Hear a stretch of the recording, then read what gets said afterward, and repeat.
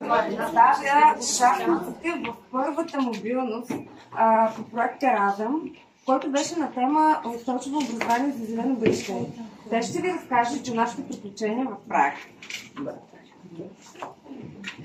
Здравейте! Ние сме част от проекта Устойчиво развитие за зелено бъдеще по програма на Еразъм Плюс. Тук сме, за да ви дадем няколко полезни съвета и да ви представим нашето страхотно приключение. Един съвета за туристите в Прага. Извадете си срядна европейска осигурителна карта. За такъв случай, ако се наложи да посетите спешен кабинет, ще плати единствено потребителска такса от 90 крони, което е приблизително 7 лева. Госпожа Михайлова може да даде опит за първи лице. Не се колебайте да използвате градския транспорт, понеже е изключително редовен и удобен. За минути може да се минете от точка до точка. Независимо дали пътувате с метро, трамвай или автобус. Използването на лични автомобили е изключително ограничено, респективно и замърсяването на въздуха.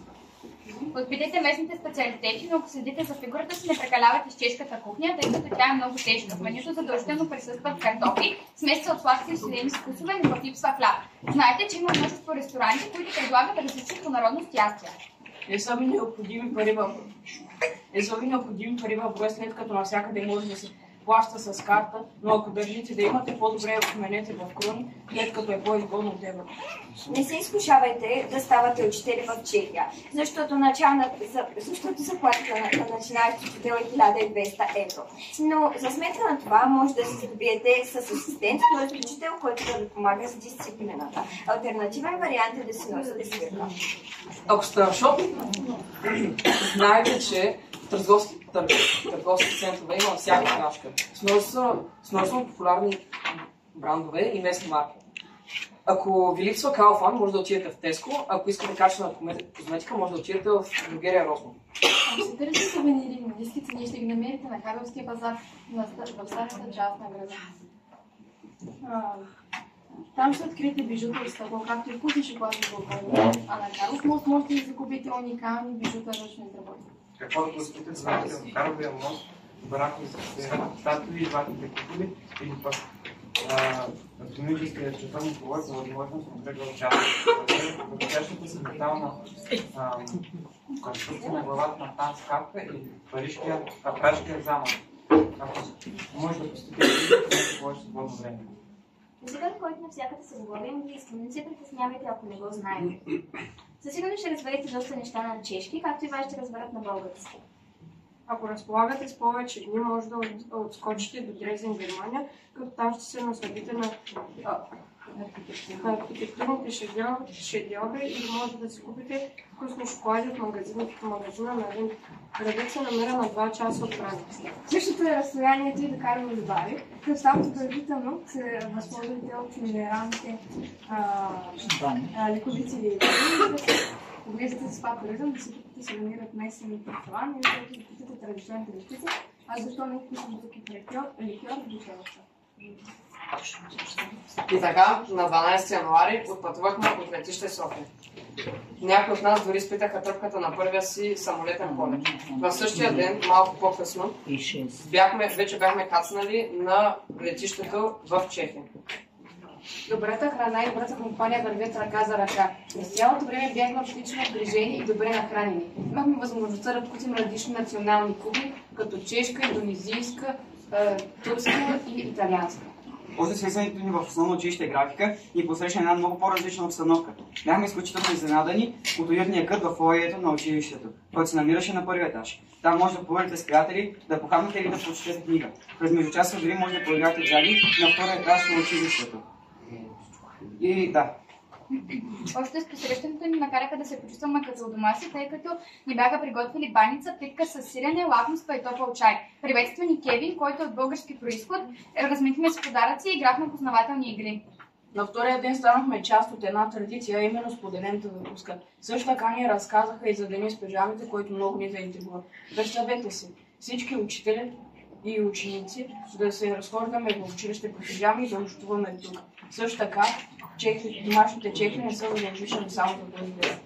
Имахме възможността да посетим различни учебни часове и да се опознаем с нашите връстници. Създадохме макет на екоучилище с Лего и плакати на тема устойчиво образование. Изработихме презентации на тема за какъв свят мечтаете през 2300 година. Бяхме впечатлени от преносимите лаптопи, които раздаваха на всеки ученик в началото на часа. Също бяхме впечатлени от интерактивните дъски. Училището е гостоприемно не само към гостите си. То приобщава деца от различни националности. Италианци, украинци, азиаци и много други, които им помагат да се адаптират към нравите, културата и обичаите на Чехия. Най-впечатление обаче останаха нашите домакини. Ние показахме високо ниво на английски език, които владеем знанията и уменията си, външния си вид и на последно място нашите театрални умения. Накрая за служителите на наблюдаване. Усилията ни бяха възнаградени с сертификати за участието в архивските и прекрасни спомени, които ни останаха. Няма проблем за щурци, тъй като всяка свободна от занимание с това отделихме за социокултурни екскурсии. Най-дълго време се насладихме на практика. Ако имате някаква възможност да отидете в този невероятен град, се възползвате от 10 съвета, които ви дадохме по-рано. И сега да добавим, в случай, че забързани туристи ви настъпят в обувката, както се случи при мен и госпожа Михайлова, колкото и да не ви се вярва, винаги имаме опция скоростно пазаруване, преди да хванете трамвая за хотела или помощ приятел в училището, какъвто беше в моят случай. Говорейки за инциденти, нека ви дам един съвет от мен. Не разбивайте кода на куфара си с ножици. В противен случай може да отскочите до мола в Дрезден. Всяко да отскочим в Дрезден, Германия. Дрезден се казва голям красив град с над 1 милион души население, над 800 годишна история. Той всъщност е четвъртия по големина град в Германия, един от най-зелените градове в Европа. Дълго време е бил столица на кралство Саксония и е родното място на Ерик Кеслер. В Дрезден се живели на Наполеон и Вирджиния. Там е изобретена пастата за зъби, огледално рефлексната технология, без която нямаше да може да имаме апарати за снимки, и филтрите за чай, кафе и цигари.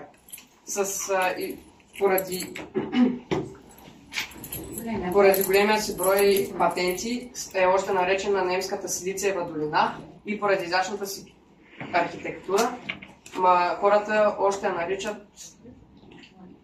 Флоренция на Елба. Дрезден, като важен икономически и културен център в Германия, активно работи върху теми, свързани с екологията и устойчивото развитие. А Карлови Вари направо ни разби. Нашето пътешествие завърши с посещение на Карлови Вари. Карлови Вари се намира на 120 км западно от Прага, в живописната долина на река Тепла. Всяка година този китен курорт се посещава от много туристи и почиващи, които там се насладят на лечебните свойства на минералните извори, с които курортът става световно известен. Според легендата, Карл IV, който е основал Карловия университет и помага за изграждането на Карловия мост и нови места в Прага, излекува болния си крак, докато бил на лов.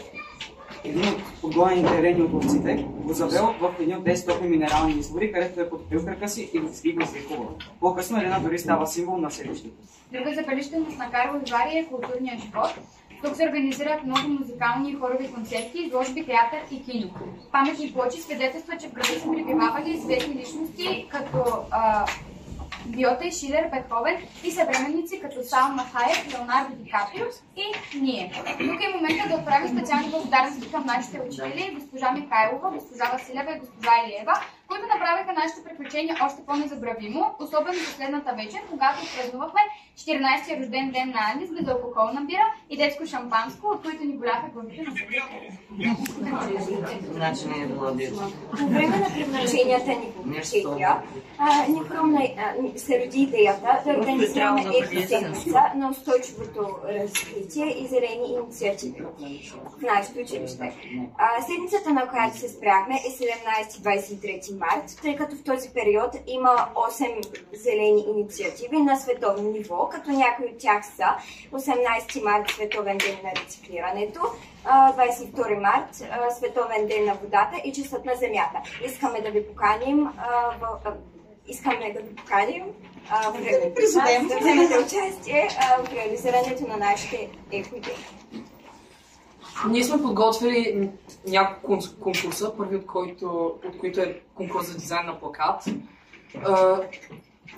конкурс за дизайн за рецепта за здравословно ястие и конкурс за еко-облекло. Ние сме направили шаблони за всеки от конкурсите, които учениците ще могат да използват, за да направят проектите. Ние, разбира се, ще възнаградим печелившите с еко-награди. Журито се съставя. Ще бъдат работите оценени от?